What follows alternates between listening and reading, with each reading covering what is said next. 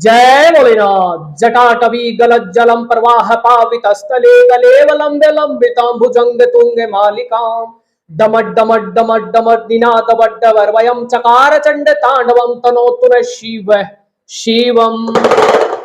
जय भोलेनाथ। अगर मैं आपसे किसी संख्या को 7 से डिवाइड करने को बोलता हूं तो आप तुरंत उस संख्या को 7 से डिवाइड करना शुरू कर देते हैं, लेकिन नहीं, यहां पर काम करता है concept of test of divisibility. ये आपके अंक हैं जो एग्जिस्ट करते हैं इस concept of test of divisibility को। कोई संख्या है 7 8 9 1 2, क्या ये 2 से विभाजित है? पता कैसे करेंगे? यहां पर आपका टेस्ट ऑफ डिविजिबिलिटी 2 का रूल काम करेगा। इकाई का अंक 0 या 2 का गुणज है, इकाई का अंक 0 या 2 का गुणज है तो वो संख्या 2 से विभाजित हो जाएगी। पूरी संख्या को आपने डिवाइड करके नहीं देखना है। जैसे एग्जांपल है 78,912, इकाई का अंक 2 है जो कि किससे डिवाइड हो जाता है? 2 से, तो इसका मतलब पूरी संख्या 2 से डिवाइड हो जाएगी। अब बात करते हैं 3 के डिविजिबिलिटी की। अंकों का योग 3 से विभाजित होना चाहिए। आपका 3 और 9 का जो टेस्ट ऑफ डिविजिबिलिटी रूल है वो सेम होता है। अंकों का योग अगर 3 से डिवाइड हो जाता है तो इसका मतलब वो पूरी संख्या 3 से डिवाइड हो जाएगी। जैसे यहां पर एग्जांपल है 7 2 2 1, इसको क्या करेंगे? योग करेंगे। 7 और 2 9 और 2 11 और 1 कितना? ये हो जाएगा 12। ये 12 3 से डिवाइड है, बिल्कुल, 3 चौके 12, तो इसका मतलब ये संख्या 3 से डिवाइड हो जाएगी।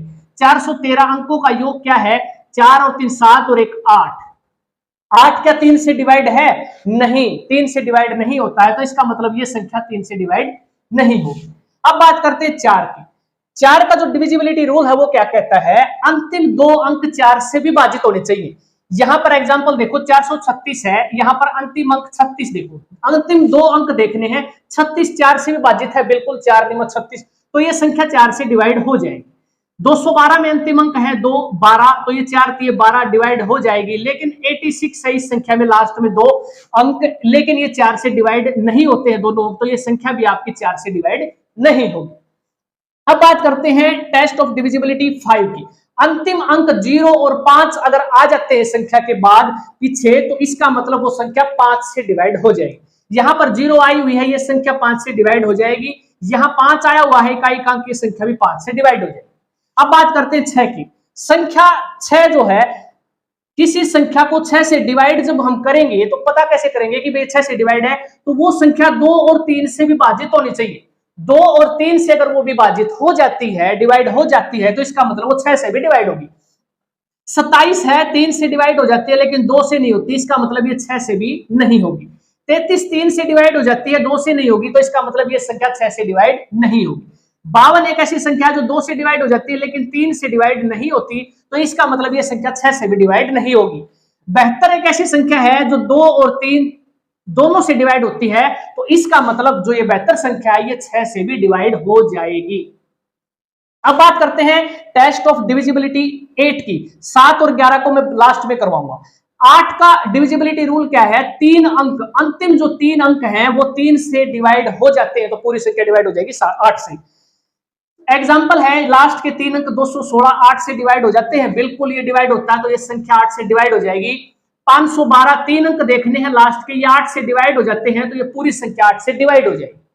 अब बात करते हैं 9 का। हमने बता दिया 3 की तरह ही है, 3 जैसे अंकों का योग 3 से विभाजित है उसी प्रकार अंकों का योग 9 से विभाजित हो जाएगा, तो 9 से संख्या विभाजित हो जाएगी। 5 और 2 7, 7 और 8 15 और 3 18, इनका योग 18 है जो कि 9 से डिवाइड हो जाता है पूरा पूरा, तो इसका मतलब ये पूरी संख्या क्या हो जाएगी? 9 से डिवाइड हो जाएगी। अब बात करते हैं 7 और 11 के डिविजिबिलिटी रूल की। ये एक संख्या है 6 5 4 3 2 5 7 7। पता करना है कि क्या ये संख्या 7 से डिवाइड हो जाएगी। 7 और 11 का थोड़ा सा सबसे हटकर है डिविजिबिलिटी रूल। तो 7 का क्या है? देखो, लास्ट के 3 यहां से पेयर बनाने शुरू करेंगे, अंत से लास्ट से 3 3 के पेयर बनाएंगे, फिर ये 432 3 और जो बचेगा ये 2 का पेयर, इसको रहने देंगे, ठीक है। 3 3 के पेयर बनाते हुए चलेंगे। अब क्या करेंगे? सेकंड स्टेप में एक छोड़कर एक को ऐड करेंगे, एक छोड़कर ऐड, यानी कि 65 और 577 को ऐड कर देंगे। 65 प्लस 577 किसके बराबर है? 642। इसमें से ये जो पेयर बच गया 432, ये माइनस कर देंगे 432, बचेगा 210। अब देखेंगे क्या ये 210 7 से डिवाइड है? बिल्कुल, 7 या 21 यानी कि 30 से पूरा पूरा डिवाइड होता है। इसका मतलब है ये जो संख्या है ये पूरी 7 से डिवाइड हो जाएगी। ध्यान से करना है, 7 का डिविजिबिलिटी रूल थोड़ा सा कठिन है। अब बात करते हैं 11 की।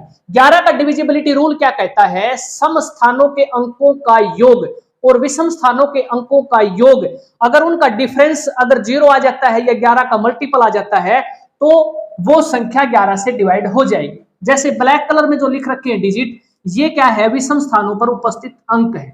इनका योग निकालेंगे तो कितना आ जाएगा? 21। अब बात करते हैं सम स्थानों की। जो ये मैंने लिख रखा है ब्लू पेन से, 3, 9 और 9, इनका योग है 21। अगर इनका डिफरेंस कितना है? 0 आ जाता है या 11 का मल्टीपल आ जाता है तो इसका मतलब जो ये संख्या है ना, ये संख्या 11 से पूरी पूरी डिवाइड हो जाए।